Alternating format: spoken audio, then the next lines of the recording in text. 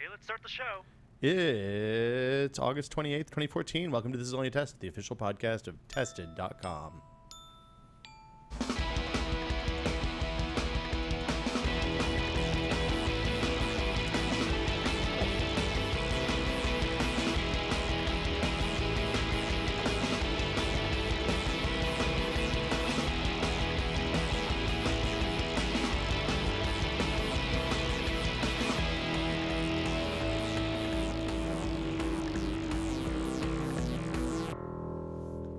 I'm Will Smith, seated directly to my left. Norman Chan, how are you doing, sir? Hello.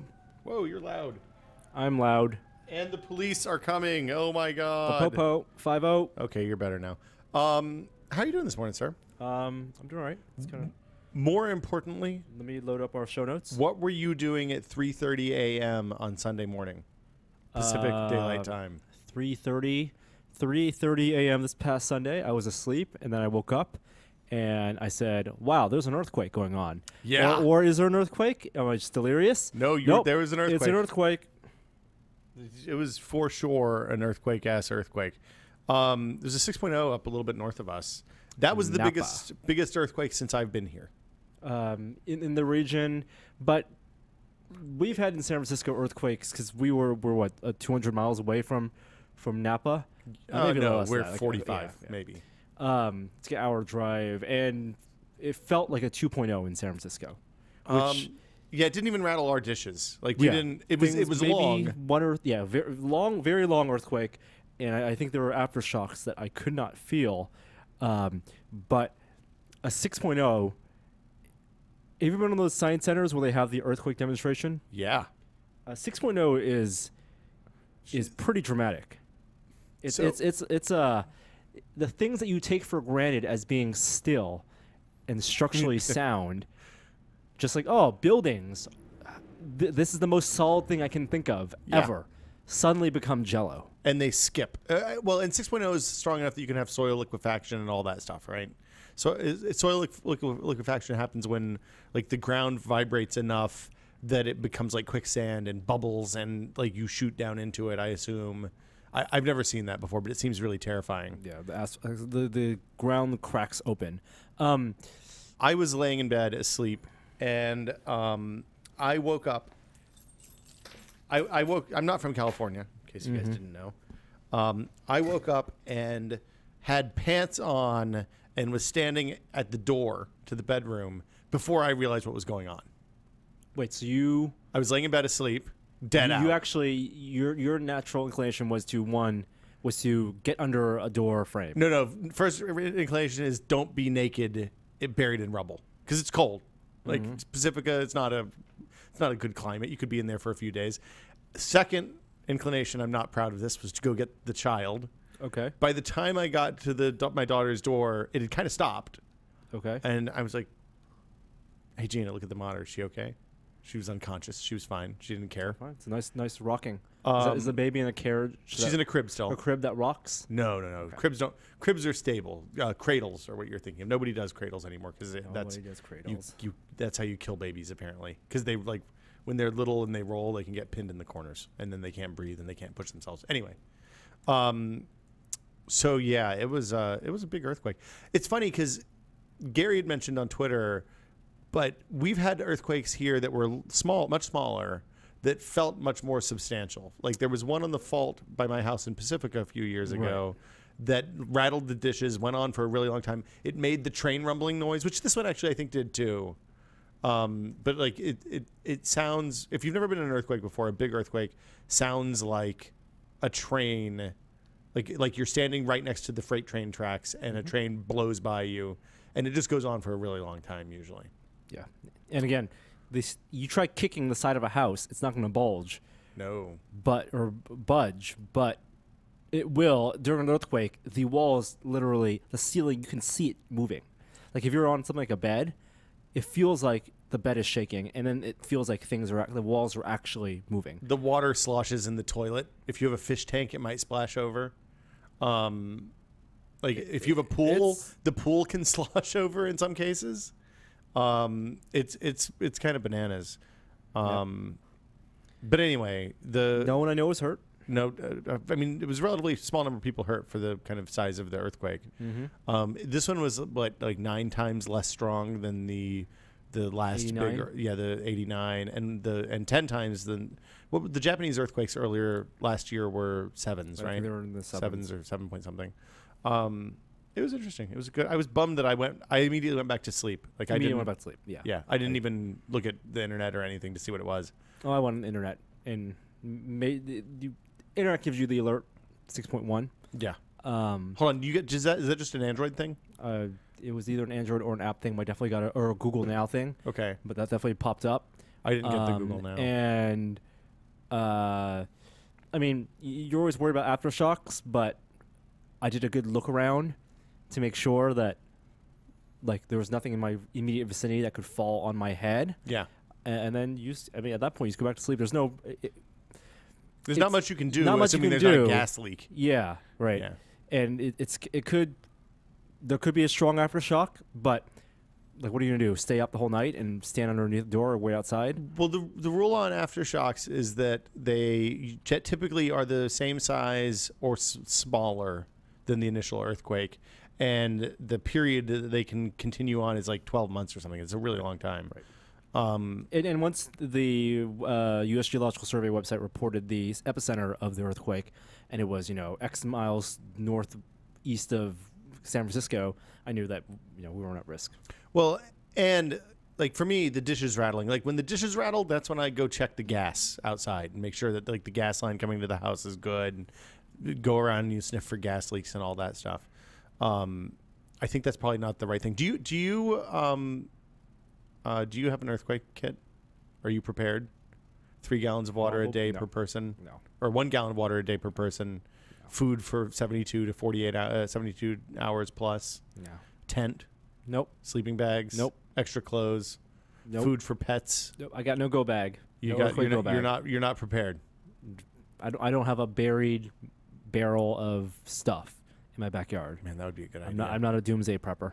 Okay. I mean, you don't have to have a doomsday prepper. I have a emergency ration supply in the back of the trunk of my car. Okay. And I imagine that if something happened, I need to be outside, then the trunk of my car probably is a place I can access pretty easily. Yeah. And I have the stuff there, which has a blanket and maybe I think 2 RMREs. Okay. You can ration that out. That could last you a few days. Graham crackers. Fill that bathtub up. When I told Gina we needed to make an earthquake kit, she said, "Yeah, you don't need that. Just get a gun. Shoot someone. Yeah, you can get somebody else's if it gets kit. that bad." Yeah. Accidents happen all the time. Stuart. My finger slipped. All the time. In a small community like that. Pacifica's not a small community. We're asshole to elbow down there. It's bad news. There's no protection. There's no sight lines. Guns useless down there. You just shoot three of the wrong people. Well, I'm glad you're okay. Important lesson.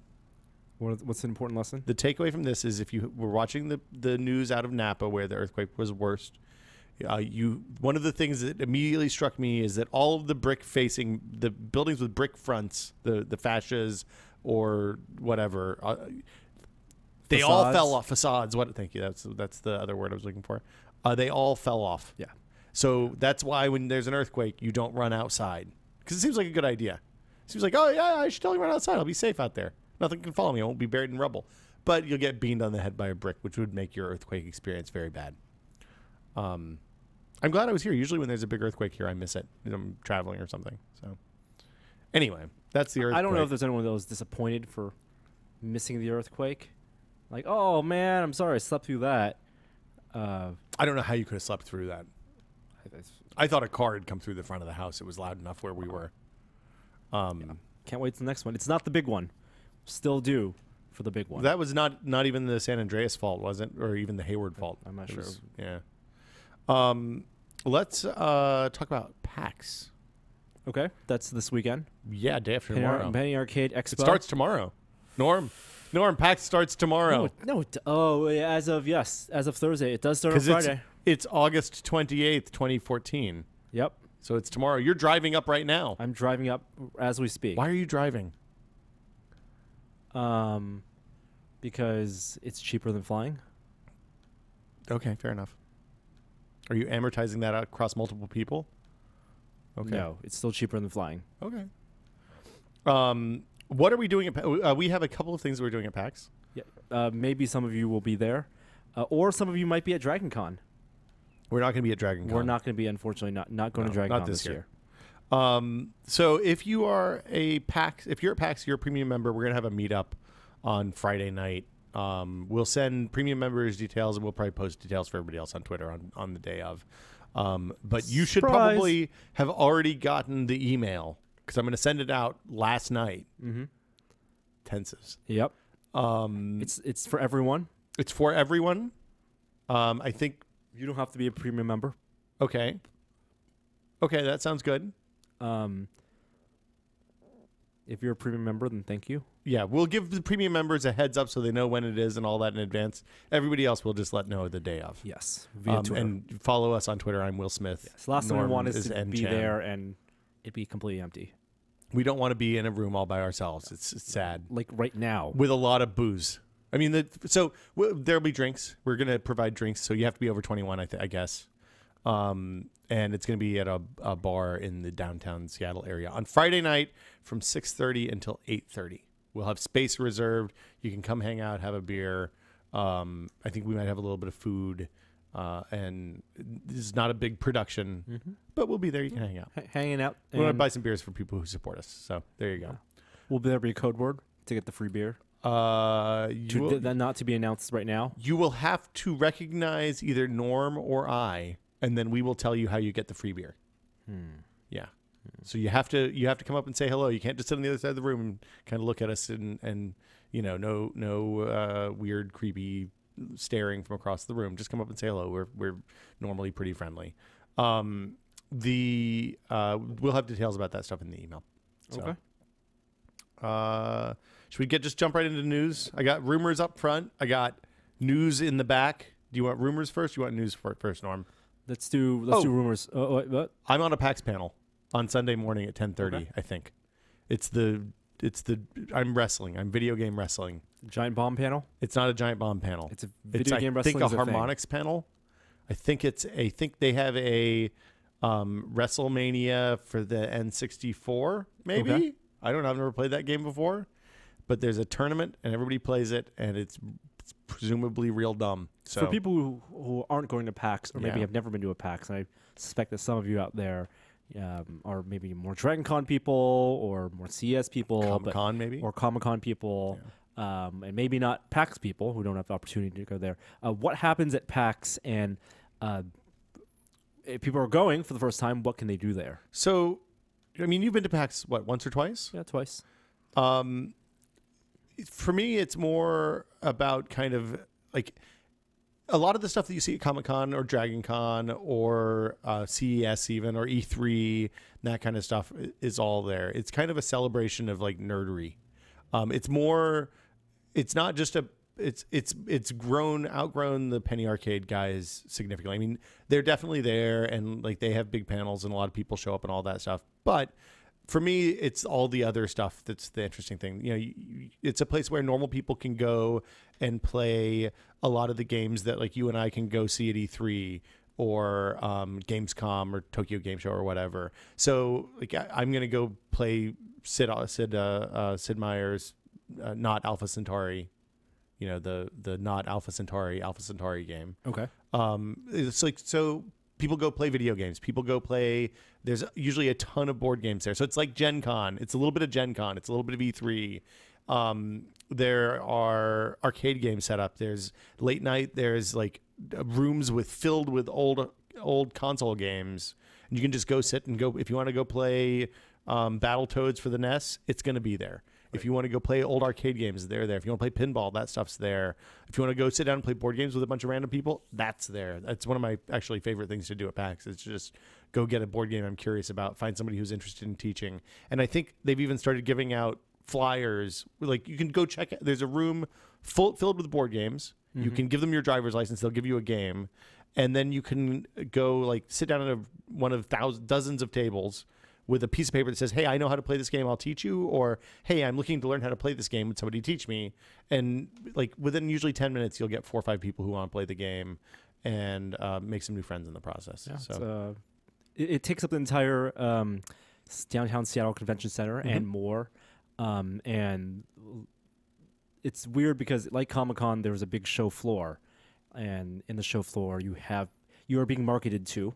Yes. So video game companies and board game companies and apparel companies are people who either make furniture, selling you things or showing off their wares and letting you play their wares and try things out and to wait in line. But in the peripheral of that, the entire space of the convention center, from the lobbies to the side meeting rooms, are all populated with other activities you can do.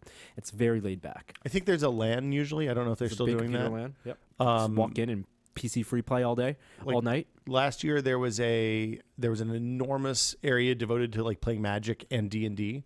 I know those are two very different things, but they're in the same place, so I can kind of conflate them. They also have panels that run pretty much the entire time during the like business hours part of the show, and those will be everything from like a live version of the Giant Bombcast or to talks about there'll be people that play. There's trivia night. I think they're still doing that. I don't know if they're doing that again this year. There's panels with like the Cards Against Humanity guys and all. There's a lot of interesting panels to see. There's something kind of for if you like anything that's even a little bit nerdy. There's kind of interesting stuff there, and it's usually a pretty good crowd, I would say. I mean, there've definitely been some low points. It's sold over the out. years. It's a ton of people. It sells out almost immediately. Like when I bought Gina a pass, it went. I barely got it. So. Wow. So yeah, it'll be fun. So we'll be there. We'll be downtown Seattle all weekend, and are looking forward to it. If you're there and you see us, say hi. I think we're both gonna have stickers, right? Did they come? Maybe. You don't At know. this point, we might know. Okay. I do not know as of right now, but there may be stickers. Maybe stickers, guys. I have a couple left from Comic-Con still, so I will have a few stickers, but not a ton. Worst case. You want to do some news? You want to do rumors? Where's your head at? Let's start rumors. Rumors right at the top. Recode's reporting that there is definitely an Apple wearable with HealthKit integration coming in the September Apple event. That's September 9. That's 2 weeks from Friday, I think. Is that right? Okay. Yes. So yeah, it's 2 weeks from Tuesday because they always do stuff on Tuesdays. And then 10 days later is the Friday. 10 days later is the Friday that it will presumably come out if it follows the other patterns. Do you think it's a watch? I don't think it's a watch. I think it's a band, like with a screen.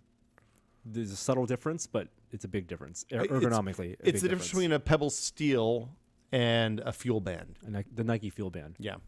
I think Nike, which has stopped making its Fuel Band, FYI. Laid off all those people. Had a partnership with Apple, I think it's going to be a band. It makes a lot of sense for the USB plug then to be like the Fuel Band, something you plug in. I think the problem with the band versus a watch is that you have to make more SKUs. It's not a one-size-fit-all. Like the Apple Fuel Band, you have to go measure your wrist. But Apple has the support for that, the store distribution. Well, there's no reason you couldn't put I guess the reason you do a band is also so you can put additional battery in, right? It's the batteries in the band, and you don't have a big bulk of display.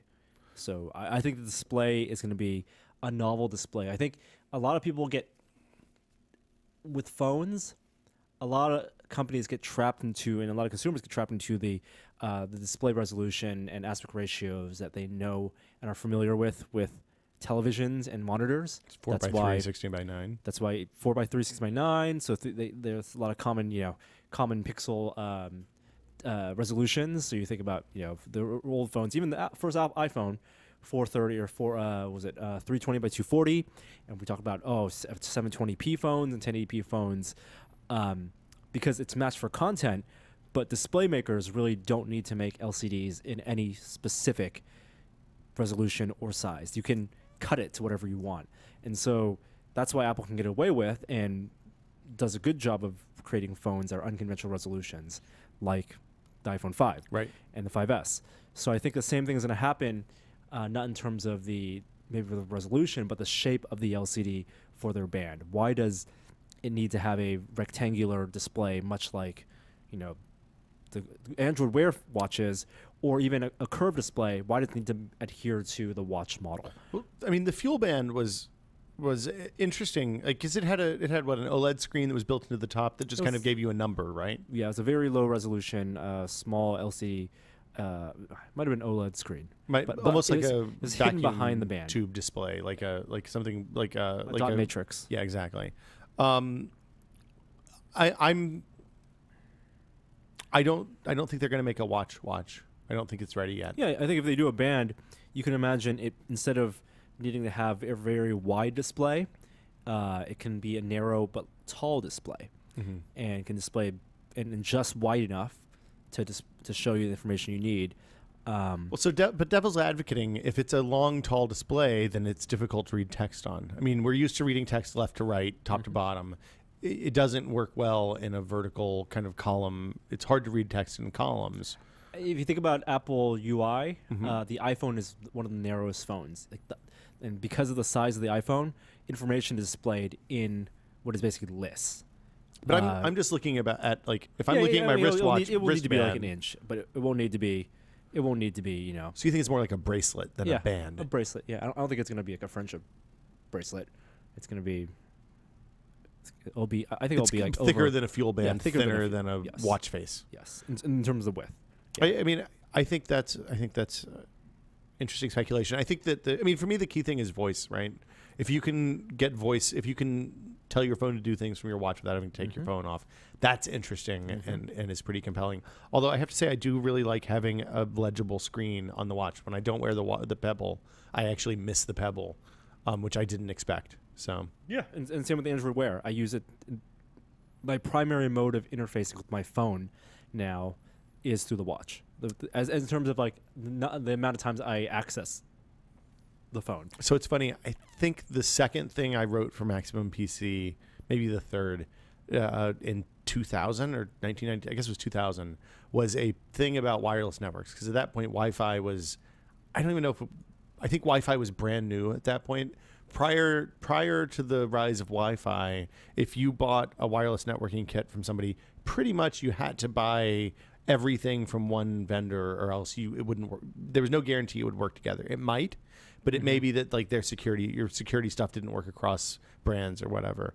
And at the back of that wireless networking thing, we did a thing about Bluetooth, which also was brand new, and I don't even think it shipped at that point.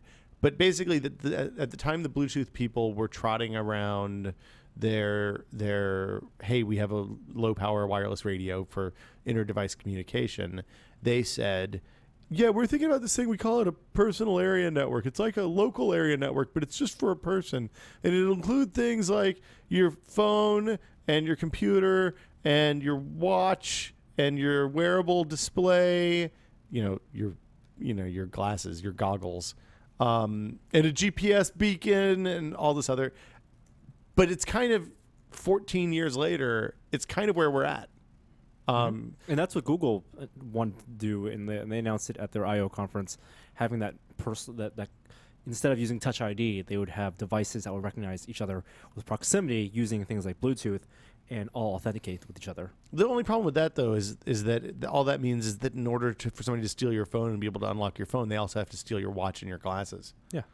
So I mean, it's not foolproof, not super secure. And as we've learned from Touch ID, that kind of authentication is more of a matter of this good middle ground between convenience and security, and is no substitute for two-factor authentication, hard two-factor or strong password, but adds a nice floor, raises the floor for security while lowering the ceiling for convenience. Well, and it actually lets you do two-factor on your phone without having to do a fingerprint scan or something like that. So that's good.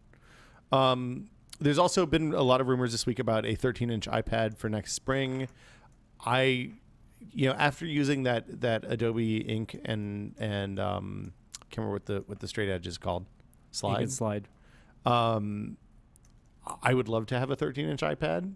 12.9. Yep. 13-inch iPad. I think they have to use that size. It has to be a stylus device because it's if I'm going to carry something that's that large and it's touch device, I want to be able to draw on it like I would with palm recognition and the whole thing. I think it's a tool for content creators. Norm is thinking. I do not think that Apple is going to come out with the stylus. I would like it to be true, but I do not think that they're going to do a digitized stylus on a tablet. Well, I don't think they have to do a digitized stylus. They might do a Capacitive stylus. a smart capacitive stylus with similar to the ink. The stylus on the ink was fine. The problem with the ink was that the iPad wasn't big enough. I didn't think the stylus. It lagged. It didn't have the right software support. And, yeah, the pressure sensitivity. Right. And yeah. These are theoretically software problems. I think that if anyone wants to do a stylus right on a high-end device, they need to do an active digitizer like N-Trig or the Wacom.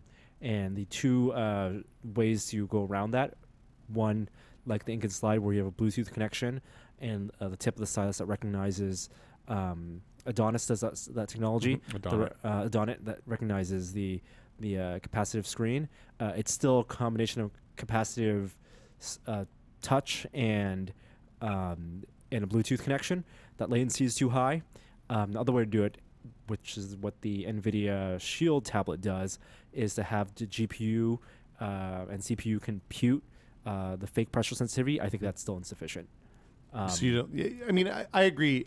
One of the things I've found over the years is that Apple has a history of pulling technologies that no one's ever heard of before and applying them in novel ways. Well, what is their use case? Like, okay, let's say Apple says they need on the product development side. Let's say they let's go backwards. Let's say they are coming out with a 13-inch tablet.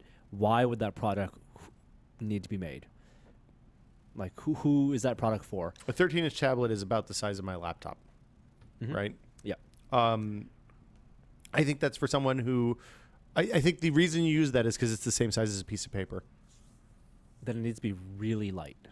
But the iPad Air, which it needs to be the same as a notebook, weigh the same as a paper notebook. Right, which is what they sold with the iPad Air, but I don't think they're going to be able to get a 13-inch tablet that's going to be as light as or lighter than the iPad Air, which I still think is too heavy to use like that. Yeah, I mean, if it's that much bigger, it's going to have a lot more battery, and the battery's going to weigh more. Yep. Maybe it has a kickstand. I don't think it's going to happen. The other reason they would do it is for product segmentation, which then that becomes more like the Kindle DX. The Kindle DX model, where some people just want bigger screens because they need either just more space for reading, or that's how their ergonomics work. But I don't think Apple product differentiates that way either. The Kindle DX was specifically touted as, hey, here's a thing that you can see the whole front page of a newspaper on. Like that was the use case. It was too big. You can do multi-column layouts for books. So if you had, say, a textbook with 4 columns that was a pain in the ass to read when you're flipping page to page, it works for that. I don't think they sold very many of those. I think it's too big a size. Yeah, and it was cheap for them to make, and R&D wise, I think it's Amazon doing that makes sense. I think that Apple, for them to leverage a 13-inch screen, they would either need to create content or applications that cater to that size, and I don't think it would be in the same pixel density as the iPad Air and iPad Mini, because iPad Air already looks big now. And we're talking about stretching that resolution out to even bigger. Well, but did you read the Gruber post? What do they think they're going to do? I'm sorry? What does he think they're going to do? Well, no, the Gruber post was about the touch points per inch and all that stuff, speculation about screen resolutions. And he basically said that, look, they're going to open up the number of multipliers that are available from the initial iPhone and iPad resolutions from 2 to 4 and 3 and maybe 6. I don't know. Right. Meaning the available resolutions increase dramatically without presumably adding a ton of work for developers. And that, I mean, I think if you do a 13-inch, if they're doing a 13-inch screen, it has to have the same resolution as the 13-inch Retina MacBook minimum, which is like 2560 by 1440 or something like that. Sure. I can't remember. Which is close to the 9-inch iPad. Anyway. Right. But your icons are still going to be massive. Your text will be sharper. Well, no, but if the point is the scaling for the OS changes when you increase the pixels. So you can just fit. So you can fit more icons. So you can fit more icons in. You maintain the same kind of pixels per inch. But the developers are going to develop for that specifically. Like you can't an app that's going to look good on iPad Mini may not look good on a 13-inch scaled up with more text fill in the center. So I didn't go and watch the WWDC talk that he referenced. Apparently there was a session at WWDC this year about scaling iOS apps to work with multiple resolutions that strongly implied there's going to be that the OS, the APIs will handle that for you, assuming you use Swift. I don't know. I don't know how that stuff works. That's deep in the weeds here. I mean, Tim Cook did say recently that he doesn't think tablet sales are waning, that they're going through a speed bump. But if that's the case, then he thinks that there's going to be a ramp up after that. If you look at where the tablet is at this point in its lifetime, I mean, my wife bought an iPad. I mean, we both bought iPad 3s when they came out, the day they came out. I've upgraded because of work, but had I not needed new iPad, had I not needed to test the Mini Retina and the Air and the original Mini, I probably wouldn't have bought anything after that first Mini. Right, the first Mini and the iPad 3 looks fine, looks great, runs great, and the iPad Mini with Retina is, aside from being a little heavier, is kind of the perfect, the culmination of everything, this rapid acceleration of tablet usage and development. But aside from the 7-inch side, the Air, I mean the iPad 3 hit that point for the 9-inch form factor, like 8 or 10-inch form factor. Right. I mean, there's not much fundamentally not much to grow unless you change the fundamentals, which means adding something different or making the iPad more of a laptop. Or it's just a thing that you use, and when your battery starts to conk out, then you buy a new one, just like you do with the laptop. I mean, if they reach commodity status in 4 years, that's they're 2 years. That's pretty amazing. Not necessarily in a good way. Yeah.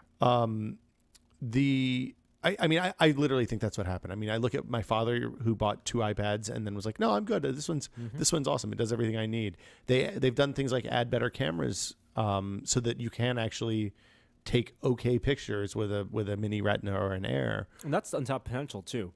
If people find that ergonomics of holding a picture frame up to take the pictures is something that's the brain connects with, then putting a really good camera on the iPad and then enabling software to do cool things like augmented reality, then becomes a logical next a growth path. Yeah, absolutely.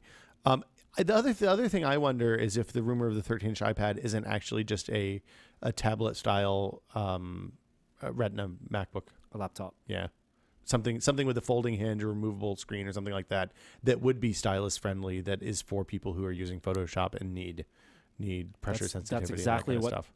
The Surface is, except going from tablet down as opposed to laptop up. I mean, the complaints that we had with the Surface were primarily that it was a shitty laptop and an okay tablet. But the only reason it was just an okay tablet the first Surface is that Microsoft's OS was bad. You know, if you come at it from the other side, if they had released a PC that had integrated touch well, I mean that sounds like an okay product. So anyway. That's rumors. We're done with that. We need to remember to talk about this other thing at the top at the end of the show. Should we talk about Amazon and Twitch? Is that an interesting? I think that's the biggest thing that happened this week. Yeah. We're into real news now. Rumors are done. So we thought for a long, long time, rumors abounded that Google was buying Twitch. 3 months of... Was it just 3 months? It seems like a lot longer. 3 months of... Variety saying it was true, and everyone confirmed from sources, and then people using that. I think VentureBeat had a story that a lot of people reference, but at some point people just assumed it was true. And for people and we know people work at Twitch, and for them to be radio silent about it the whole time, and for a lot of people in the media to take for granted that it would happen or was going to happen, was pretty amazing. And then for it not to happen was pretty amazing. Like the rumors went on for long enough that at one point, I mean, on the show, I think I was like, didn't they actually, is that not? Didn't that happen already? Yeah, it's done, right? We knew this. It happened while I was gone. So it was what, $970 million in cash. So Amazon just swooped in, and the day that the Wall Street Journal said that they had sources that confirmed it, that's when they announced it. It happened. This is 100% happening. Amazon bought Twitch, and I'm sure we'll get the full story at some point about what happened with the potential Google deal. I do believe that Google at some point wanted it, and they talked about it. The fact that it could have happened 2 ways. It could have been that Amazon came in at one point and said, we're a better suitor, which I think if you're Twitch, you want to work with Google more than you'd want to work with Amazon. So I think that the Google thing fell through when they looked at the actual logistics of it, and then Amazon came in and someone at Twitch did good at securing that deal. What do you mean the logistics? You mean the like the content, hours watched versus what people are actually watching, and the content management, the rights management, and looking at money made. I mean, I have to assume that Twitch is like a normal internet thing where there's a very small amount of content that gets a massive amount of traffic, and then like 70% of the actual traffic is in the form of like 5 people or 20 people or 15 people watching me play Spelunky or you play Elite or whatever. And in terms of live streaming, I think that Google wants to get into live streaming, and I mean we're using it right now. But to sell live streaming, I think they look at Let's Plays as and the like video content, video game content that's already on YouTube, which is their proven sales platform, that it's difficult to sell live anything that's just game capture and Let's Plays. Well, and if it's live, it doesn't give them the opportunity to sell special stuff around it or whatever because it's unpredictable. Well, I think they'll sell live stuff. They'll find a way to sell it, but they want to tap into the greater live streaming audience. They want to turn. Are we talking about Google or Amazon Google. now? Okay. Yeah, I mean, at the end of the day, they have to look in Google terms. $1 billion isn't that much money, but could they spend that $1 billion and make YouTube streaming what it needs to be to capture that audience, and essentially destroy Twitch, or could they just? Is it easier to spend that money and make Twitch the thing that they want it to be? And it may be that they looked at what kind of press they'd get changing into the service that they wanted and decided not to. Yeah. Who knows? It'll come out all eventually. And yeah, I thought VidCon would have been the place for them to make any announcement, but obviously that didn't happen. So it seems like from the Amazon side of this that this is just, hey, we bought this because we thought it was neat, and it ties into our new focus on video games. And in that they've already hired developers to develop. Right, they've bought a couple of studios and they've done some other stuff. What it's unclear what they get out of it because it's not like Twitch is making a ton of money. I mean, I assume that pretty soon will be if you're on Twitch pages and it says you're playing, game whatever Diablo 3 on PlayStation 4, there will be a button on Twitch that says, "Oh, buy Diablo 3 on PlayStation 4." But beyond that, I don't know. I don't know what the next step is. It's in Amazon's best interest, and they're keeping Twitch running as an independent company to make Twitch platform agnostic, hardware agnostic, much like Kindle is. Right. Amazon understands platforms. That is a thing that is abundantly clear. Amazon has not been in the business of they've excelled in the business of selling content, but not in the business of being a content in being a media company. They're Amazon original shows. They're not very good.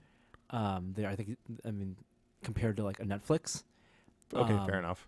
And I think this is their way to get people to watch Amazon Prime and Amazon other videos in between Twitch streams. I think if you're talking about where eyeballs are at in the evenings and slowly moving away from TV, they are on the computers. And what are they doing on the computers? They're watching streaming video in one way or another. Netflix, HBO, or YouTube.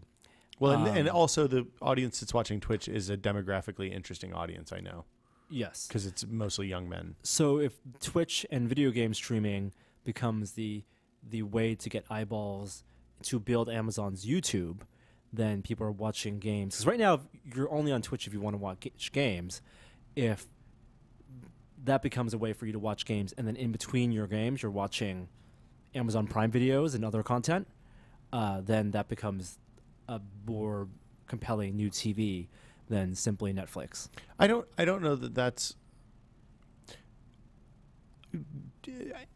in general in the past. That kind of a shoehorn has not worked very well because typically the audience that's on Twitch and that has established itself as the Twitch audience isn't going to give a shit about whatever crappy Amazon Prime series that they've produced this year. If it's programmed exciting content.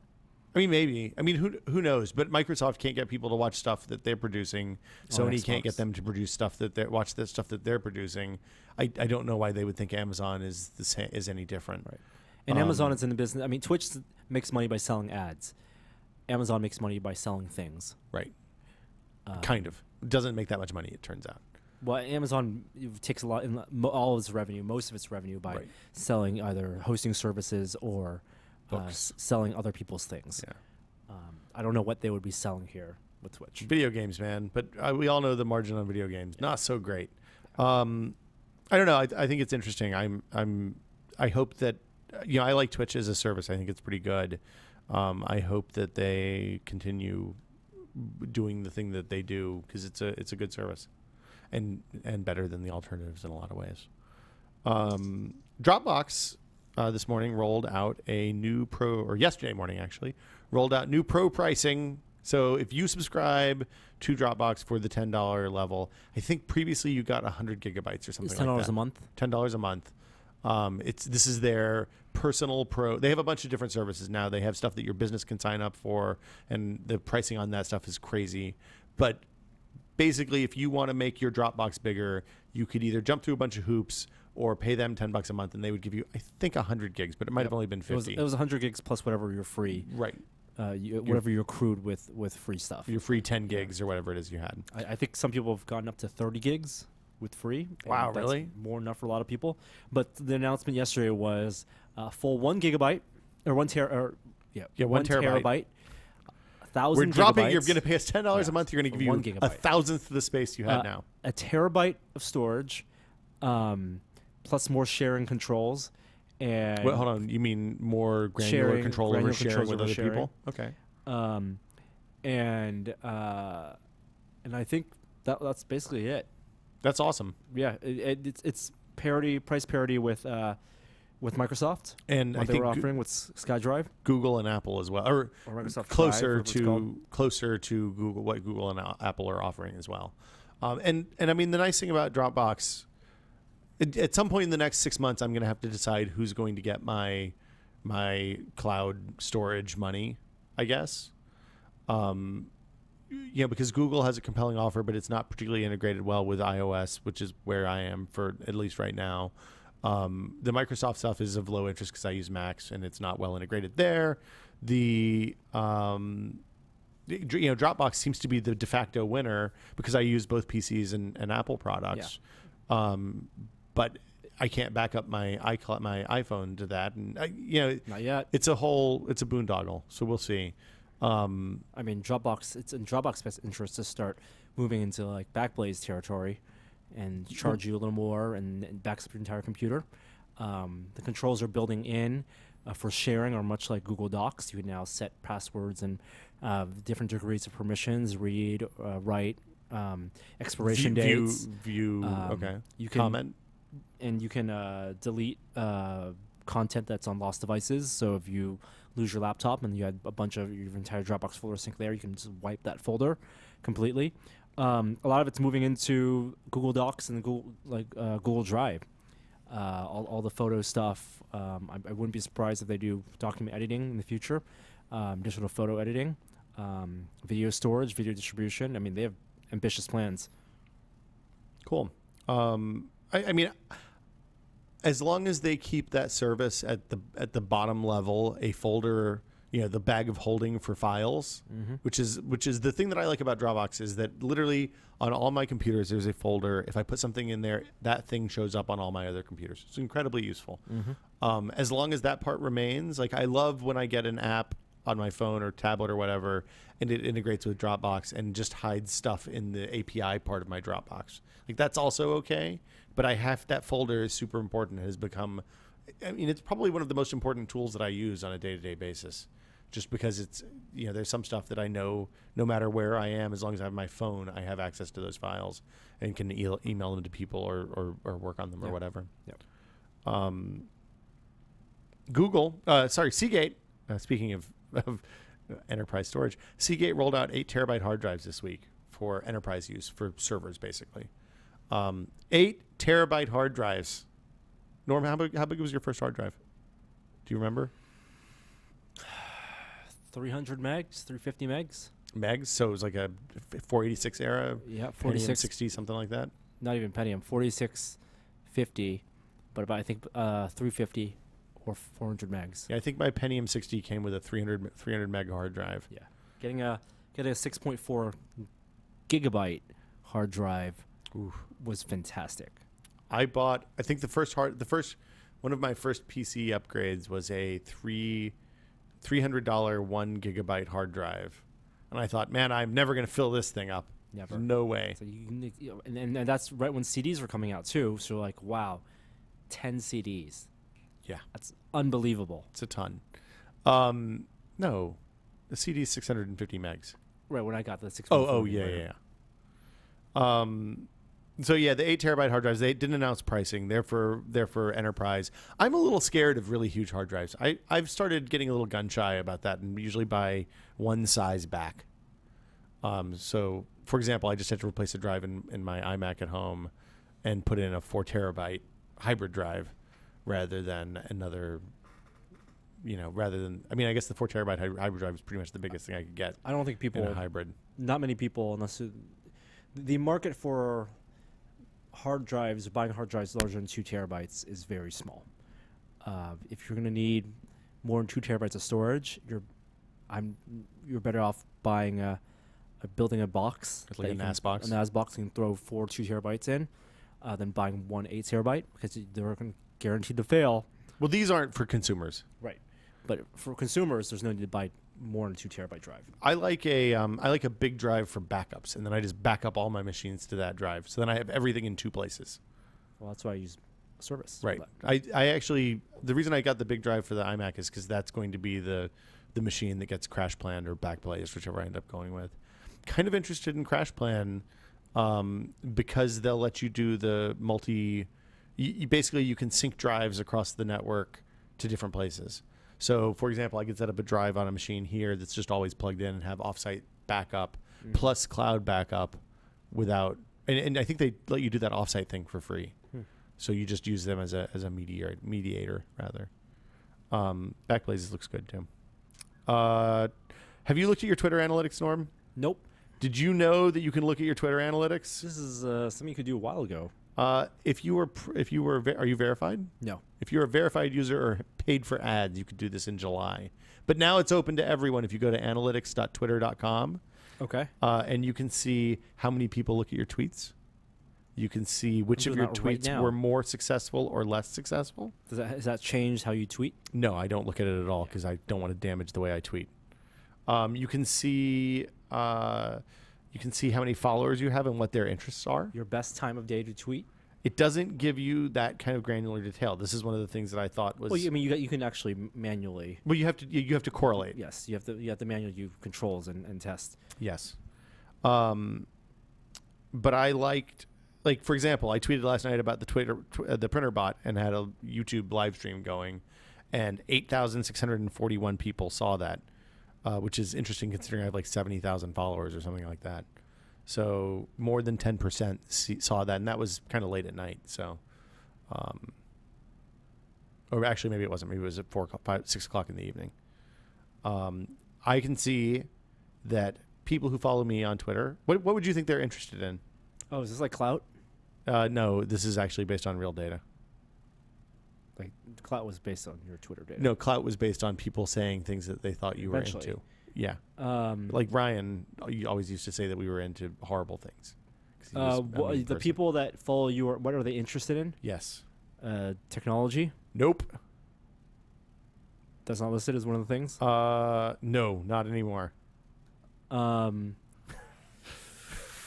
Coffee? Nope. It's not. You're thinking too cloudy. They're interested in science fiction and fantasy.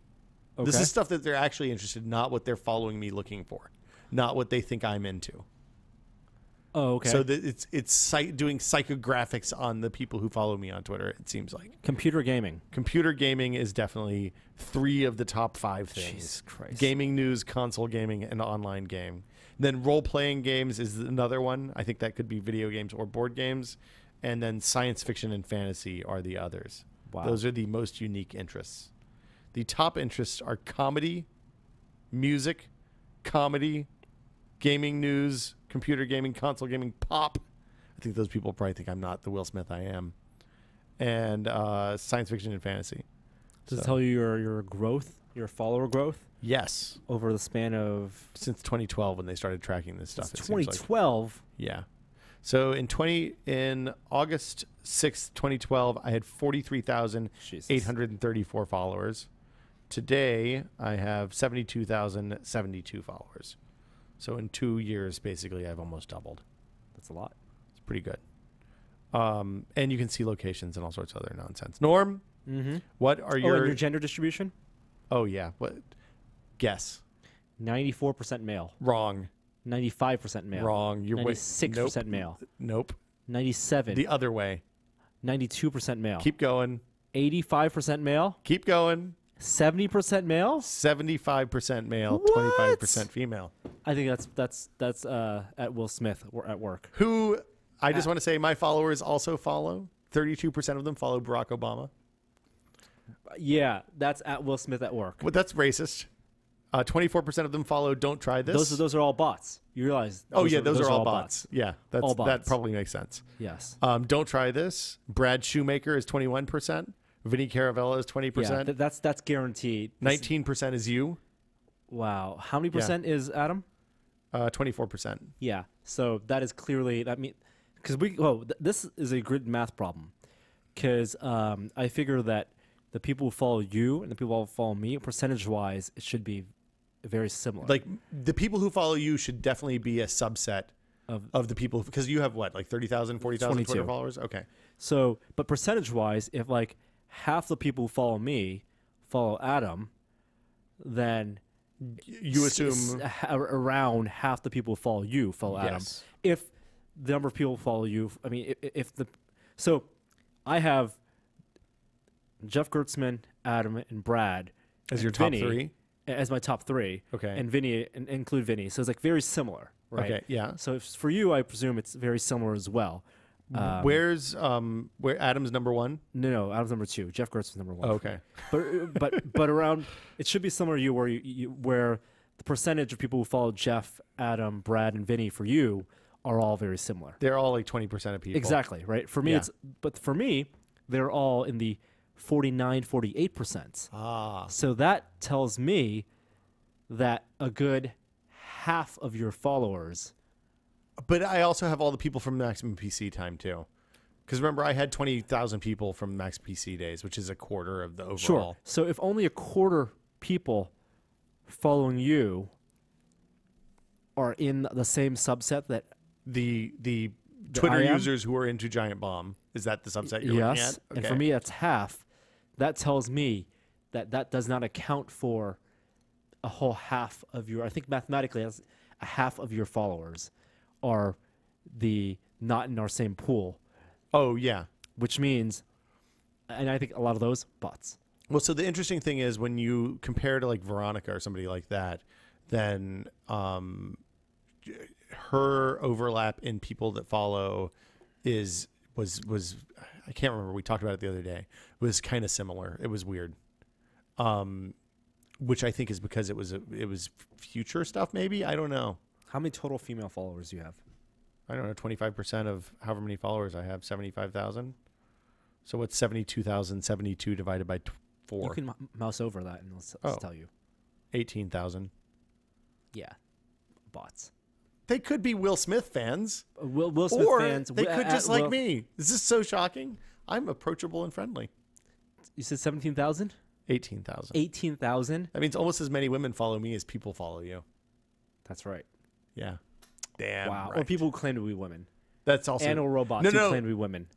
I think that probably this is based on clicks, so probably Twitter knows. No. I think this is this. Oh, you think this is what they do? You put in your gender on the profile? I don't think you do. I guess it. I can find out. I think we've exhausted this topic. Is there anything else you'd like to share from your? Nope. From your thing. Nope. Now, if anybody's still listening, I'm getting data. This is all data. PAX Rumble. Interesting data. The PAX Rumble spam blast has started. I'm getting dozens of these messages every minute now from all the people rumbling. Have you heard the thing about, do you believe that the world is three-dimensional, or is it just illusion of three-dimensionality? Do you believe that we're living inside a hologram? Are we No. just projections? No. Well, there's a test. No. Wait. So what was the three-dimensionality thing? Basically, so the analogy from the Fermilab site that I'm just going to read verbatim so I don't mess it up says, if you're a character on a TV show, you wouldn't know that your seemingly 3D world exists only in a 2D space, the screen of the TV. We could be clueless, and our 3D space could actually just be an illusion. Could be a projection of a 2D three-dimensional space. terms. How Yes. small you've become. I don't know. That's That was a a Poor something. Queen reference. Okay. She was implying that there are more dimensions. Yes. See, this is saying there's fewer. Then three dimensions. Yes. So basically, what they're saying is if the universe is a projection, then and we can get close enough to the TV screen, then we should be able to see the size of the pixels on the screen if we're all just projections from a 2D space. I apologize to any real physicists who are listening to this.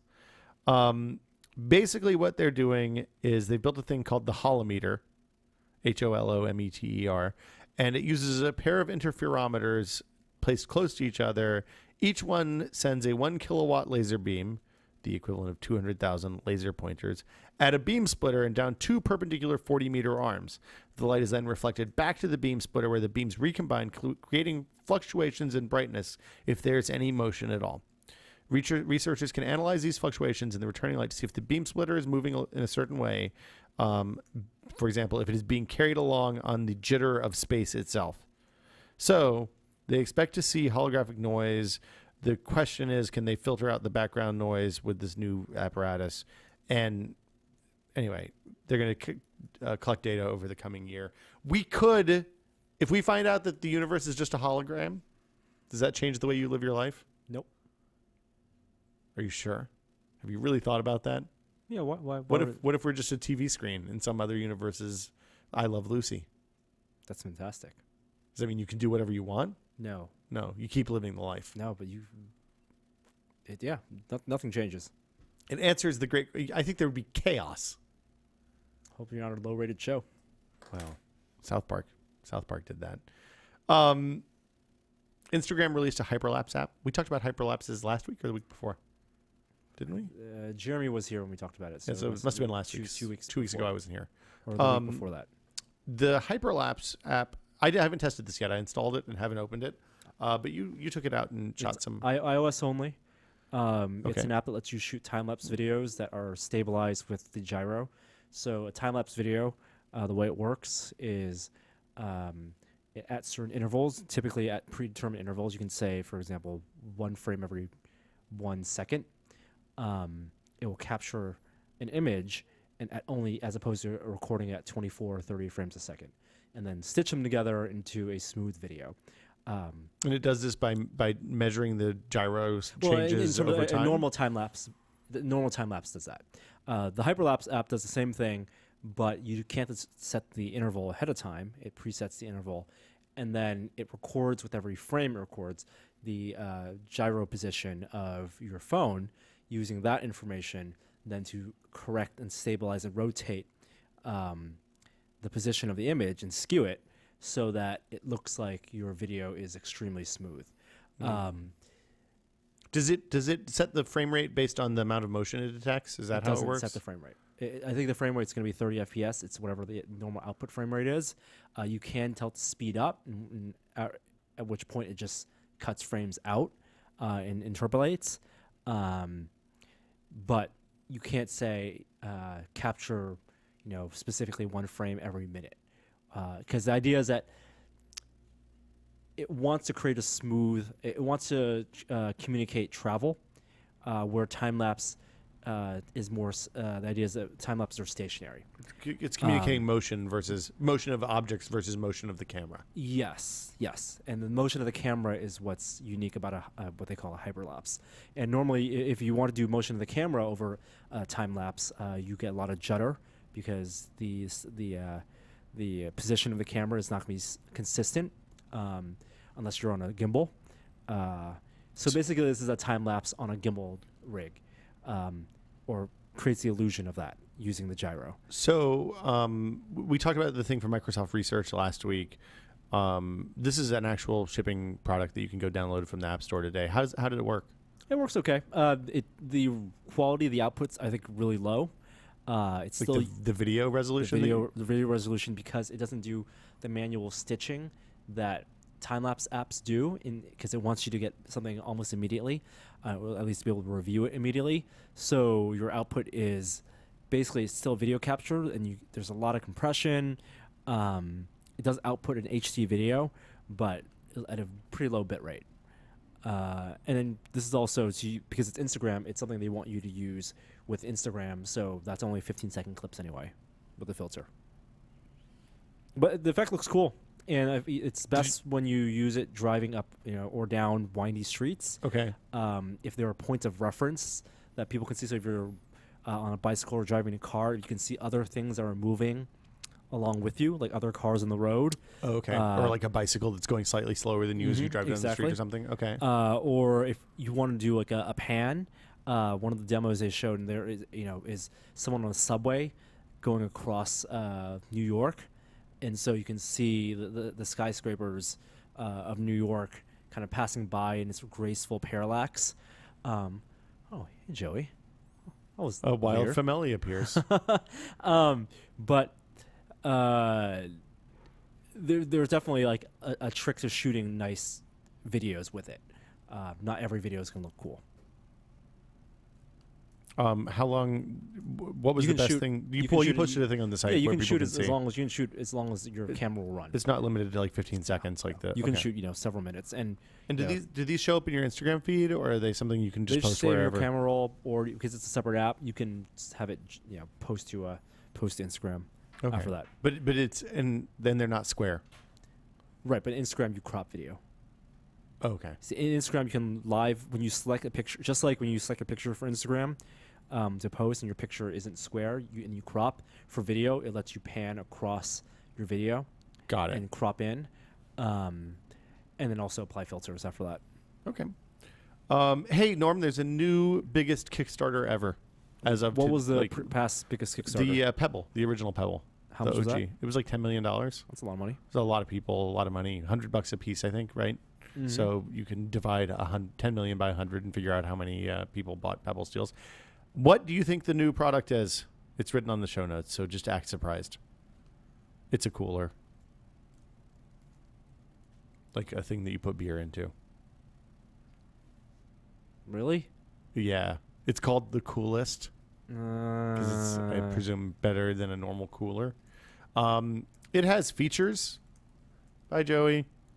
It has features. So it has a battery and an 18-volt blender that goes in the top. It has a divider compartment, so you can put ice on one side and things that you want to be cool but not wet on the other. It has a battery and speakers, so you can play music really over Bluetooth. This sounds like the Homer. I'm not done yet. There's still more features. Oh, okay. You can play music over your Bluetooth A2DP connection to it, and the speakers are waterproof. The battery can be used to charge your phone if you want. When you open the cooler at night, there's a rim of LED lights around the edge, so you don't have to jam your hand deep into a cold, icy well looking for the beverage you're looking for when it's dark out. And it has plate storage and a cutting board. All that for what would you pay for this kind of an amazing device? Oh, it has wheels also. It has big wide wheels. So what's the storage capacity? It was mid-sized. So the size of like a Coleman, one of those Coleman coolers that one person can carry. Bigger than the one that like has the handle that flops down to the side. Yep. Smaller than one that would. It's the size. It's the smallest cooler I would probably have that has wheels. That can fit in the trunk of a car. Oh, it definitely fits in the trunk of a car. It's not like something you'd go out on like a fishing boat. It's the kind of it's the kind of cooler you'd take to the beach if you were going all day and wanted to, have a beach party. But not enough to hold all the beer that you would need for everybody who came to said all-day beach party. $100. Too low. $185 for the money. pre-release price, for the Kickstarter price. It'll be $250 when they actually start selling it. And how much money have they made? More than $10 million. How did that happen? I guess people like coolers. The interesting thing about it is the guy who made whose idea it is, actually released it earlier this year or late last year, November, I think, and it failed. He didn't make the $150,000, $125,000, whatever it was he was looking for. So he reworked the video just a little bit, kind of added the USB charger for your phone, stuff like that. And now it's the most successful Kickstarter of all time. Added an early bird option. I think the early bird option is important. That tells you the strength of Kickstarter as a brand and Kickstarter as a magic bullet. Also, that when people see Kickstarter, they immediately think innovative startup and something new and early access and exclusivity, and all these things fuel the hype around products that otherwise people would normally try to sell in stores. Well, and also November is not a time that people think, oh, I should buy a cooler, whereas August is definitely a time where you think, my cooler kind of sucks. I could totally use a new cooler. Yeah. $185 is a crazy price for a cooler, though. Yeah. I would not pay that. I think my cooler cost like $40, and I thought that was expensive. I think the disposable coolers are the best. No. The styrofoam ones, those are you terrible. take care of them, and you can use them again. They say they're disposable, but you could take them everywhere. The problem with those is that if you bump the side of it even a little bit, the back of your car will be filled with those little tiny flecks of styrofoam that are impossible to get out. A decent but not extravagant cooler is a good investment. Get something with wheels. The one thing that he did point out in the video that I thought was super smart is that everybody, like my cooler, it has a handle that you lift up and wheels on the back, so that basically when you lift up the handle and pull it, you can't stack anything on top of it, or else it all just slides off the back. He made it like luggage. Right. It's a smart move. Bye, Joey. Bye, Joey. Have a good rest of your vacation. What's your upper limit on cooler price? Can you sous vide in it? You can sous vide in any cooler. I mean, is there temperature management? No, there's no temperature management. You put ice in it to make it cold, or hot water to make it hot. If you sold it as a sous vide cooler, then that'd be worth. I paid $500 for that. That sounds great. Yeah. Kidding. BioShock for iOS comes out tonight. Okay. I don't think I want to play that because I don't like touch 1? controls. BioShock 1. Everybody says that the touch controls are really good. The people who have played it and reviewed it are positive about touch controls for iOS BioShock. I'm skeptical. GoPro is releasing a harness for dogs. This is something that sounds super dumb, but would be used. I would totally buy one. Yes. Putting a GoPro on anything is. Did you see the GoPro in the poached in the bath, the poached egg bath? No. Like a sous vide, like an immersion circulator bath, or like in the boiling water. Boiling water. Okay. And you could see the egg emulsify and cook from the perspective of the egg in the bath. Did they sink it and put it on the bottom? They sunk it and put it on the bottom. It's stationary, and I think they might even ran it at high frame rate. Oh, interesting. So it slowed down. So I am a longtime poached egg aficionado, and I've always made them the way I learned from Emerald years ago in a skillet with like an inch of water, and then you kind of dip them down into the skillet. And that works great. You make really, really good eggs, but they don't look cool like poached eggs you get at a restaurant where they were swirled in the water. And I've recently started trying to learn how to do the water swirl thing. But not sous videing your eggs? I do that. I do that too. But the sous vide eggs are great, and I quite enjoy them. But I like a good poached egg is it's a wonderful thing. So often I will do that. And also, it takes 3 minutes instead of 45, which is usually the reason I don't make sous vide eggs. Right. Is because our schedule these days is such that there's a time limit between when I wake up and when the baby wakes up, that there needs to be breakfast made. And if the breakfast isn't made in that window, then screaming happens. Not screaming, she just gets sad and hungry, and then we have to do pre-breakfast snacks. It's a disaster. So 45 minutes for eggs is challenging. I'd have to get up early, which on Saturday isn't happening. Uber douchebaggery. I thought this was super lame. Uber, which I use, and we like Uber as the service. The concept has been very convenient, and my experience with the drivers, at least, have been pleasant. I've had one bad driver in probably 100 rides, if I had to guess. They are in it's a competition with other ride-sharing services, Lyft being their biggest, most notable competitor. Those are the mustache ride people, right? The mustache ride people.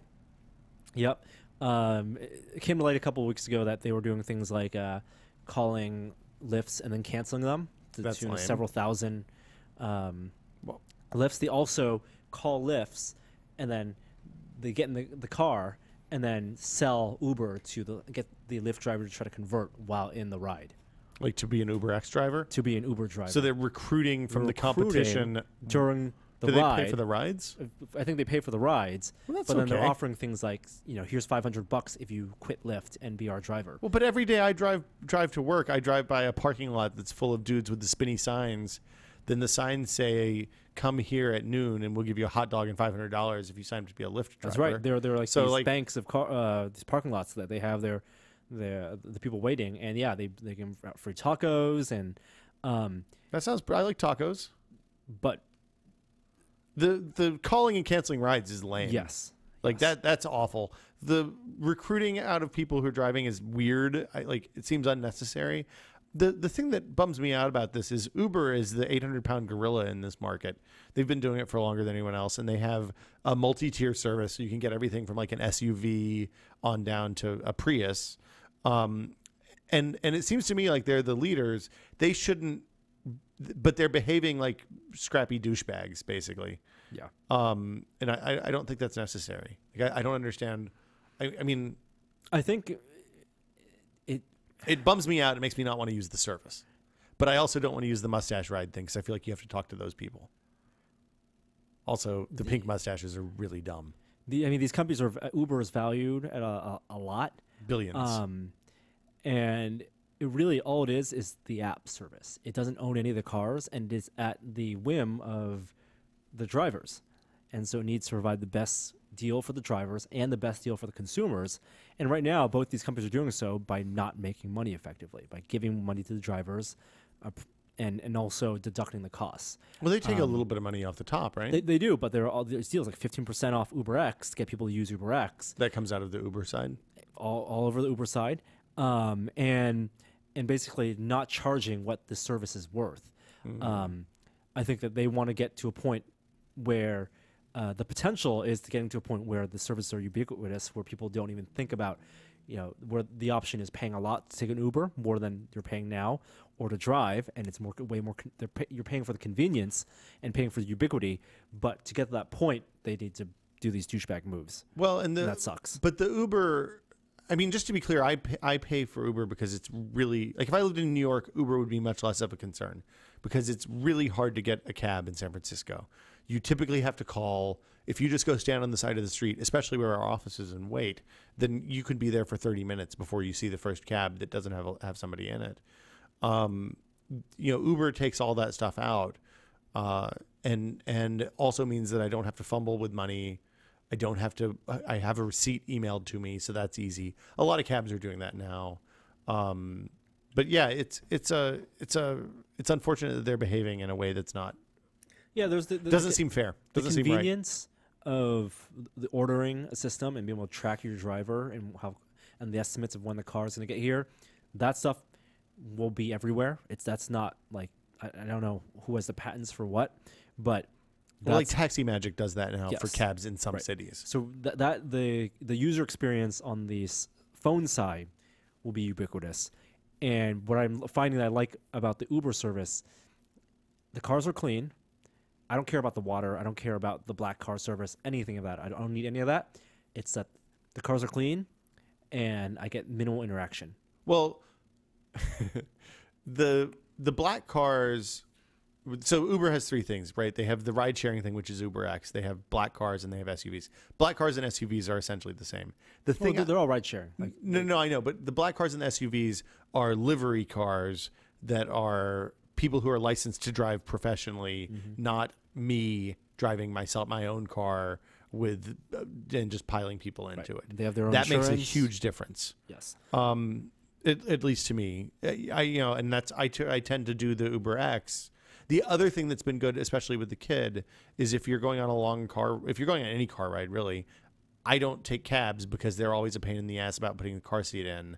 And it feels super weird to me to not to put a kid in the car seat anytime I'm driving and I'm being super careful, but trust the guy who normally is driving 80 miles an hour down the hill to try to get the fast turn to drive safely. No, I put car seats in. Cabs are always a pain in the ass. Uber doesn't give a shit. Right. So anyway, there's a happy medium between the traditional, what you think of as a cab experience, a yellow cab experience, and the fancy Uber experience. I prefer the simplicity of getting in a car, getting to where I need without having to fist bump anyone or interact with or exchange cash or credit cards, or even let people know. Or give directions on how to get places. Just the uncertainty of, I'm getting in the car and I don't have enough cash to cover the cab ride. Is this cab going to take is this a cash only cab or is this a credit card cab? And you think that every cab in the country takes credit cards now, but it turns out a lot of places you go, there are no credit cards, which sucks. It's a bad experience, especially if I'm traveling for work. Having a tip built in, all that. Yeah, it's all nice. Convenient. And the emailed receipts, especially for work stuff. Simpsons Marathon, I think, is still going. We should be well past where I stopped watching Simpsons now. Are you watching any, Norm? I have not watched any of it. I watched a little bit. I'm just going to wait for the app. And just pick and choose. I watched a couple of episodes of season 2 and a couple of episodes of whatever was on night before last. It's good. It's Simpsons. You forget how good Simpsons is. Simpsons is really good. 12 consecutive days. It's a lot of Simpsons. I'm gonna when the app comes, I shall delve into the app. Is it gonna be a subscription service or is it just something like the South Park Studios stuff, like South Park, where you kind of just have infinite Simpsons whenever you want it? That sounds great. Dan Stapleton and I years ago had talked, when Arduino was new, had talked about making a button that was an interface for a ripped DVD library. And you go in and mash the button, it changes your TV to the right channel and just starts playing a random Simpsons episode. No reason why you can't do it. It's a how-to. That's it for news, unless you have anything you want to add. No. You feeling good? If you are a tested premium member and you have subscribed recently, thank you. Your posters are being shipped very soon. Some of them have already been shipped. We're sending them in batches because we had a lot more subscriptions than we were kind of expecting. And we're making sure that these ship, we don't want to send out all of them and then have something wrong with the delivery. Right. So we're sending them out in batches. The first ones should start arriving soon, right? Next week. Yeah. They'll be shipping out this week. So if you live close to San Francisco, maybe sooner rather than later. If you are a premium member before we started doing the poster promotion and you would like to get the poster, you will be able to. We don't have details. I did miss the call today. I assume we don't have details, a date on that yet? No date. Okay. There will be a way to order the poster. You will presumably be able to use your $15 coupon if you haven't already, or you can give us money and we will send you a poster. We will send an email to all members that explains how to do that. And I assume that means even if somebody already got one poster, wanted to get a second one for whatever reason, you'll be able to pay more and get a second poster. Yes. But I don't know about that for sure. Yes. So that's it. That's but the be on the poster lookout update. for that because it won't be indefinite. Right. It'll be like a 2-week period or a 1-week period or We're something not like sure that. exactly. We don't know yet. But we'll post on the site when we send that email out, so you'll see it. Norm and I will both tweet about it at Will Smith and at Nchan. And but we don't want anybody to feel like they didn't get a poster if they want a poster. So, and it's an awesome poster, so you should want the poster. That's the other part of it. I'm going to play some music, and then we're going to talk about what we have been testing.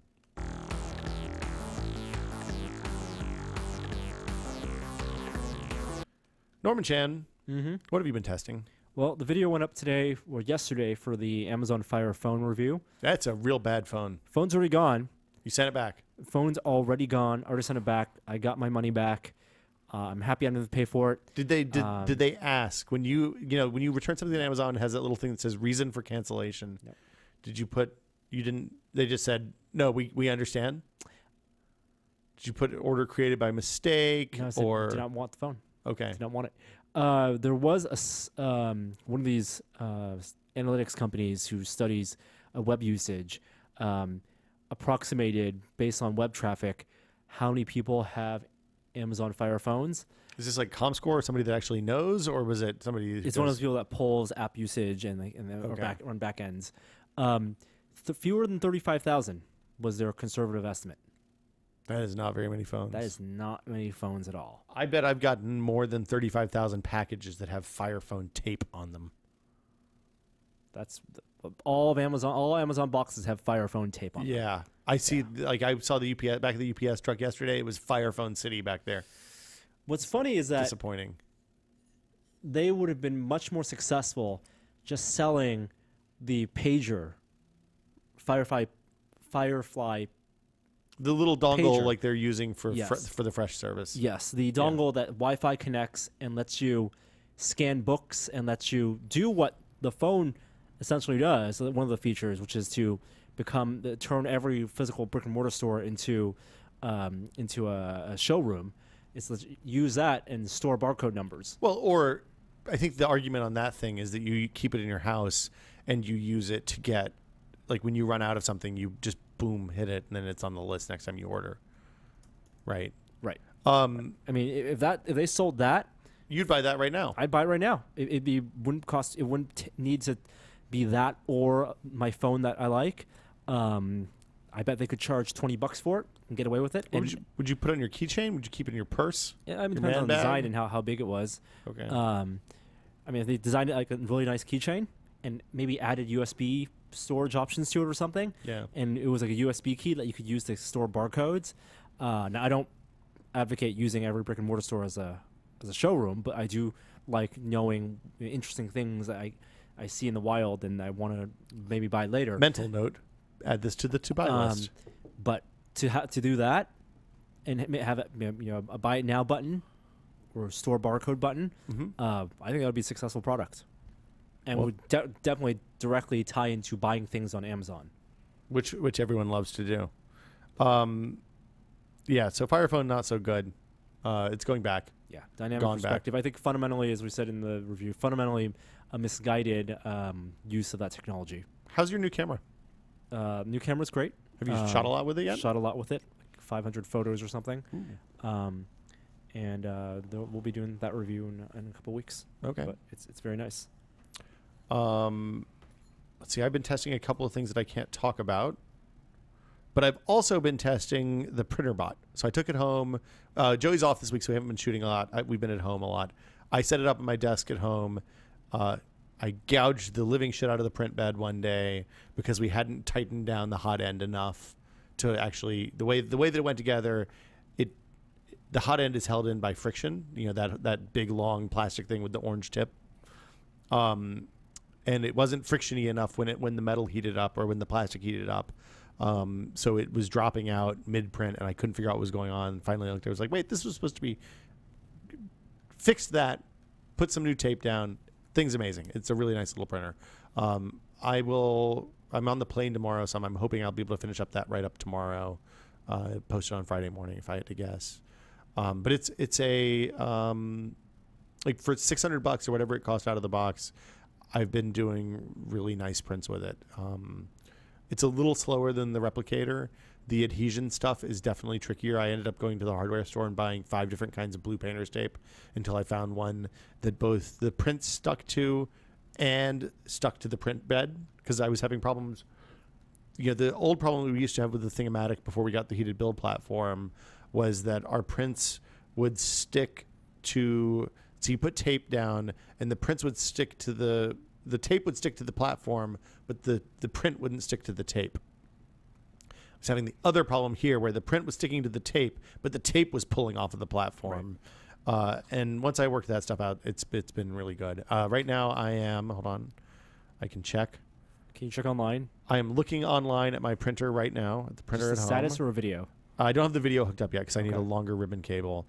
But the other part of this is that I set up a Raspberry Pi running Octopi, which is the Raspberry Pi fork of Octoprint, which is a print server, open source, I think, print server for 3D printers, for other open source 3D printers. And so I set it up on a Raspberry Pi that we just had laying around. And it's basically that machine is working as the server that you send. So the way it works is you take your slicer, which in this case is Slicer, generate G-code, which is a flat text file full of instructions for the printhead, you know, X0, Y7, blah, blah, blah, set the motor to this speed, etc.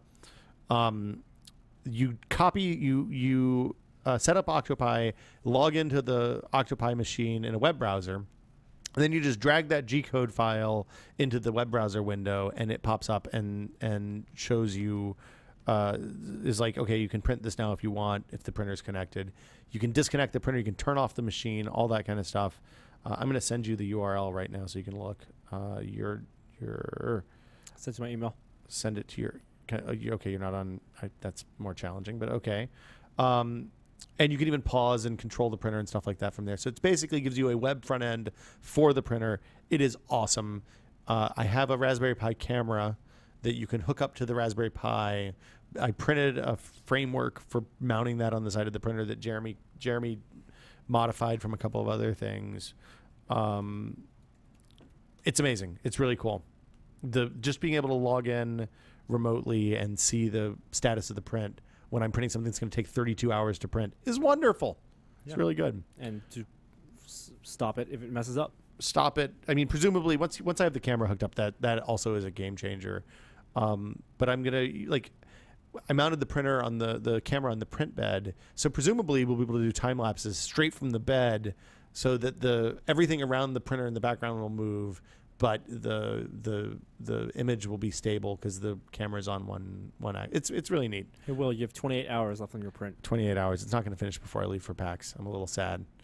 I'm having to print it. Gina is not letting me run it at night because she's afraid it will burn the house down. So you're starting and stopping? I'm starting and stopping. What? I pause it, move the Z-axis up, turn the heater off. Oh, what? Yeah. So anyway, that's the printer bot. That's the sound of a printer. It makes a different music than the MakerBot does. It took a long time. So I know a bunch of people bought this printer because they watched our build video. It took a long time to figure out which profile to use. They don't come out and say, look, here are the settings that you should use for this. The best ones, between Jeremy and I, we've tested all of the ones that they make available. The best ones are called the simple slow settings. You load them into Slicer using the instructions on the PrinterBot build page, and it's very straightforward. Also, I noticed that they have updated their building instructions for this printer, and they are infinitely better now than they were when we actually assembled the printer. So they go through and give specific information, like here's the stuff that you need, here's the pieces you need for this step, and all the stuff that we kind of bitched about while we were doing the build. So anyway, that's where I'm at with the printer. I also went on the Tesla factory tour this morning. Right, in Fremont. I went over to Fremont. It's pretty. I've not been on a lot of car factory tours. Did you wear a hard hat? They didn't make me wear a hard hat, but I had to wear goggles. That's interesting. Mostly it was in golf carts. It's really big. So it's the NUMMI plant. It's the NUMMI plant, which was a GM plant before that. You think, I thought I knew what a big building was, but this is a really phenomenally large building, and they have, literally on one side of the factory, aluminum sheets roll. A roll of aluminum comes in, and then they melt that down and stamp it out into all the pieces. And on the other side, cars drive out. It's amazing. It was pretty incredible. So,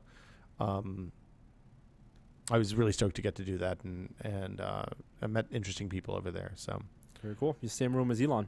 I saw Elon. You saw Elon. I also was he inventing the future? He was. So you know how a lot of Silicon Valley companies have open floor plan offices. Mm-hmm. They have a big. It's just an enormous 3 football field size room filled with desks with people sitting at them. No cubicle walls or anything like that. Just open a sea of desks. Elon's. So I always heard stories about HP doing the same thing, except for they did it with cubes because it was the 60s, and that they had fake offices for when executives from other parts of the country where they didn't believe in open floor plan or saw it as a sign of weakness or whatever would come to take meetings. Mm-hmm. But Elon's office was a part of the open floor plan that was probably 20 feet by 20 feet, just in the middle. Huh. It wasn't even really walled off. There were other desks around it. There was, I presume, an assistant or something sitting kind of at the entry, there were a lot of plants around him, but not like a wall of plants. It was just there were plants. They also have plants on the factory floor there. I was really surprised. It'd be cooler to see Elon than see Zuck in his open office. Eli, that's a dude who's changing the world. Well, Zuck's also changing. Not the same way. 4,000 people work at that place, man. That is a massive workforce. Tesla. At Tesla, at that facility alone. Was Elon lamenting rocket explosions? We didn't talk about that. He did not seem downtrodden. I couldn't really see his face that well. He had a really big monitor. It's the kind of thing. It's like when you're at a bar and you're looking at someone, you kind of don't stare. You corner of the eye. Mm-hmm. So I was just corner of the eye. I didn't want to stare at the surface of the sun. Okay. Yeah. So that's it's pretty much where I'm at. A rocket exploded. It was the Falcon 9R. Is that right?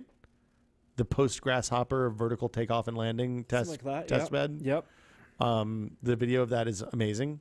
You should watch it. Have they released video yet? I don't think that they. I'm not exactly sure. I hope that they release video. I hope that they didn't blow up the quad. Because they usually have an octocopter with a DSLR hanging off it, shooting those VTOL takeoffs and landings. I hope that the quad survived, and I hope that they have footage from it. I would love to see that. Yeah, I think it would be amazing. Yeah. I heard reports that some cows lost their lives. I don't know if those were corroborated or not, but it's a thing that I heard on the internet. Anything else you've been testing, Norm? I got a 3D scanner. Oh, how is it? Which one is it? The Matter. It's called the Matter and Form. It's an Indiegogo project. But when they launched, it was called Matterform. But now they've rebranded themselves. Like Matterhorn, like the mountain. I don't know if that's what they were going for exactly, but it is a lot like the 3D scanner that MakerBot made, except it's not over $1,000 or over however much MakerBot wanted itself theirs for. So it's only $400, and it's a turntable scanner with just a camera and 2 lasers on one Z-axis, and it folds up. Does it get flat? It gets flat. It bends out like a old record player. Okay. Pretty small, and scanning things is pretty fun. It can take up to 20 minutes per rotation, and so some objects can take like 2 hours to scan. When you get after that, it's a point cloud, full color point cloud of your object, and you can either export that as a point cloud or a polygon, read that in Blender and make your mesh from there, or you can tell it to auto mesh and push out an STL file. Oh, so it'll make a manifold model out of the point cloud that you presumably can then feed directly. So the idea is that you can feed the STL file directly into a printer. Norm, you realize right now we are in a situation where we could teleport something from your house to my house. You could scan something, send it to me, and I could make it happen in my house. Without painting it, yes.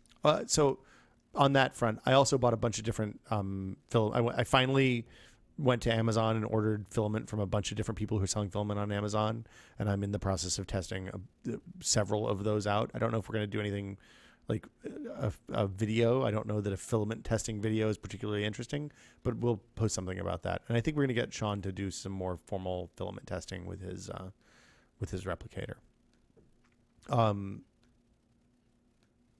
I'm super interested in the 3D scanner.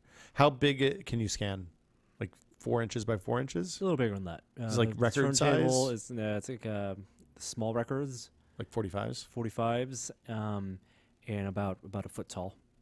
Okay, so could you scan Ed? You could scan Ed. Okay. Ed is probably the biggest thing you could scan. Okay. Yeah. What all have you scanned so far? I have scanned some action figures, and I've scanned things that are like Ed would not scan well because he has a lot of hidden overhangs. Right. A thing like a soda can would scan perfectly. Could you crinkle? Well, will it though? Because it's reflective. Yeah. If it's metal, does it scan? A Pellegrino can will scan perfectly. Okay. Does it get the top too? It gets top. Okay. Yeah. I want to crumple up a soda can and then print one. That sounds fun. Sounds like art. That can happen. It's probably a lot of that can happen. Okay, let's we'll do a video about this. This is an interesting product. After more testing, there will be a video and maybe an opportunity for people to send in their things to be scanned. I almost think it's worth revisiting the state of 3D printing stuff, because we did that 3D printing video a while ago. It's about a year and a half ago, maybe a year ago.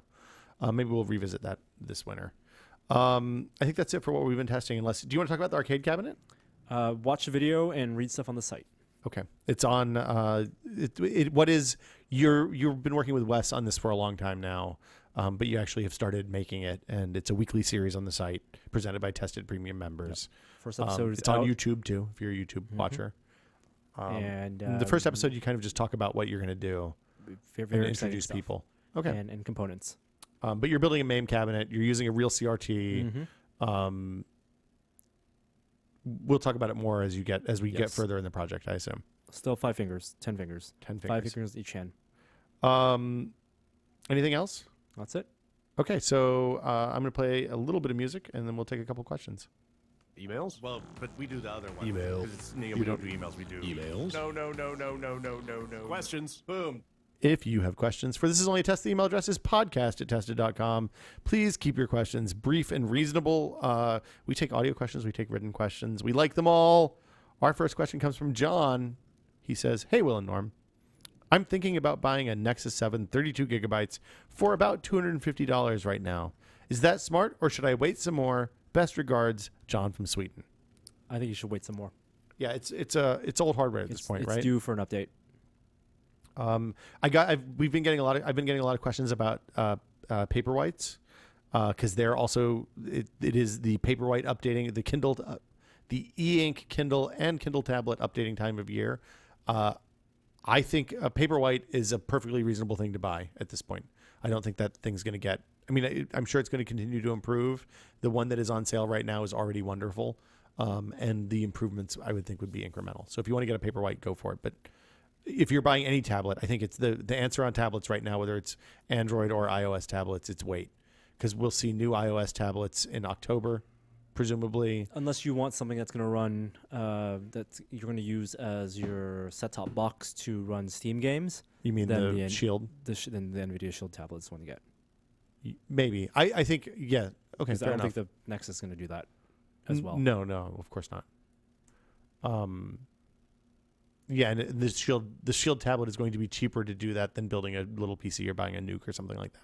Fair enough. David says, "Hey guys, I've listened to the Test podcast for over a year.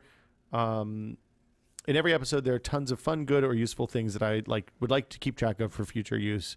But since I'm mainly listening when I'm driving my car, I don't have a way to take notes, of anything I'd like to keep track of. How do you guys keep track of notes of things that pass in your brain while you're someplace that you can't write them down?"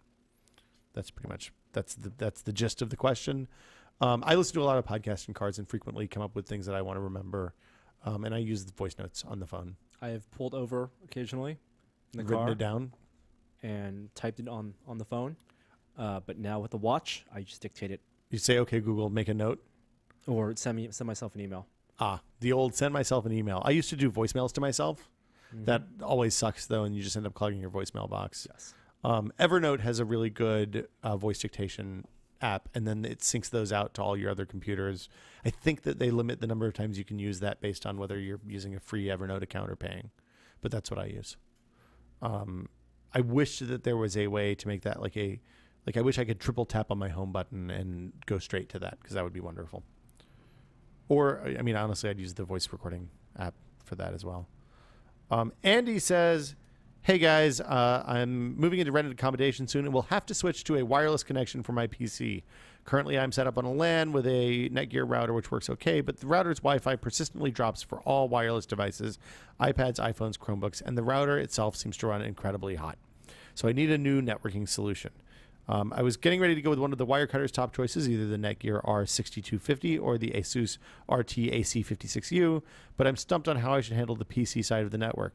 PCIe devices versus USB connected adapters. Should I go with stuff from the same brand? Should I use N or AC, 2.4 gigahertz or 5 gigahertz, etc.? Do you guys use PCs on wireless networks? And if so, what have you found to be reliable? Do you use wireless in your house, right? You have wired to the PC? Yeah.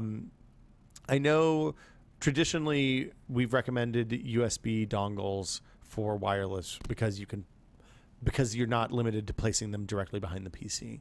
Yes. Which is a bad radio spot in general. Behind a turned on PC is a bad EM zone. The other thing I would say is I've had using wireless to stream both to like a Shield, the Shield handheld, and to a Steam box. 5.4 gigahertz is much better than 5.8 gigahertz much better than 2.4 gigahertz. Just as a spectrum. The only caveat to that is that the 5 gigahertz range is higher frequency, so that means it doesn't penetrate as well. Mm-hmm. If you are further away, you may not have a choice but to use 2.4 gigahertz. But 2.4 is not great for streaming, and it's not great for playing games. The other option, so I bought a high-end Netgear AC router. It's awesome. I couldn't be happier with it. If you have an old router that you think is okay and runs DDWRT, you can turn it into a bridge. So you basically have a wireless connection between your router and that bridge, and then can plug in a bunch of wired stuff to that. That's kind of tricky to configure, and your performance is going to vary dramatically based on how good the wireless connection is where you're at. Mm-hmm. Anything else? What are you using? You're using wireless for your living room PC, right? Or no? Does it have Ethernet down there? Okay. So yeah, USB dongle. AC is good. I don't know that there are any USB AC dongles at this point.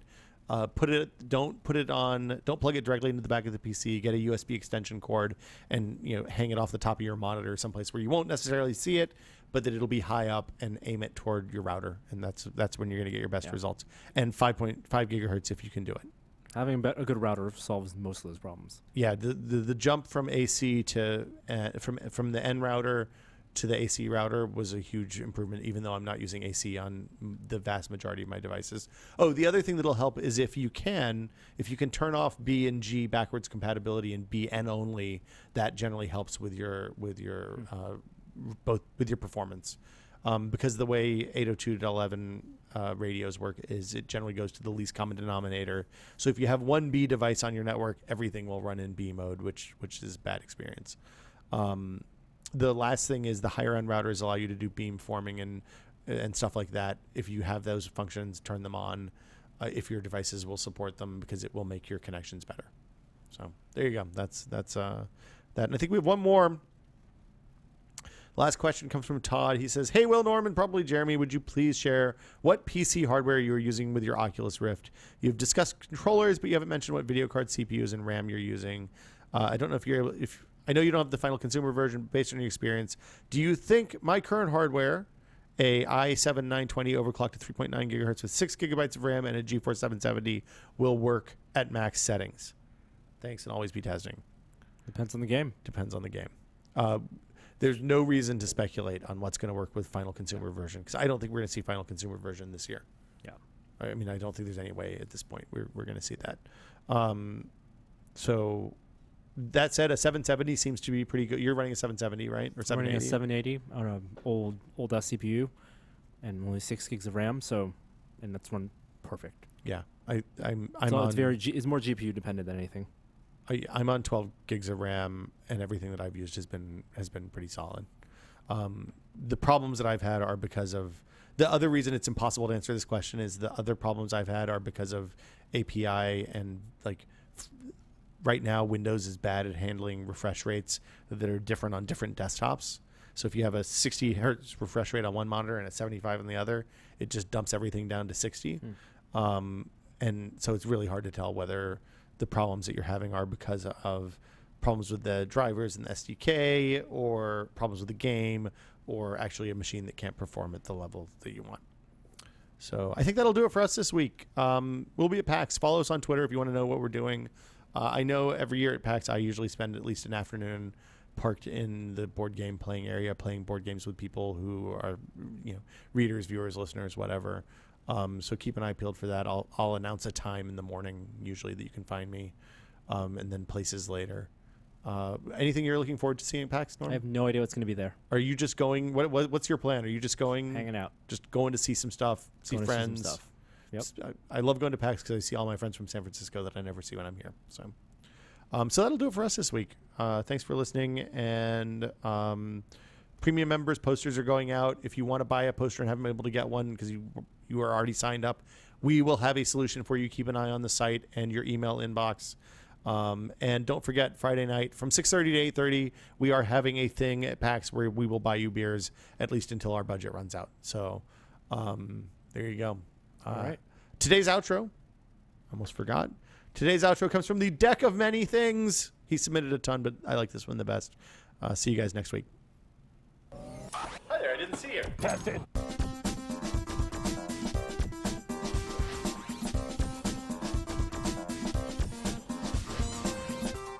The point is, a lot of these themes don't fuck with the telekinesis kid. Test it. Don't fuck with the telekinesis kid. Akira. Bye, guys.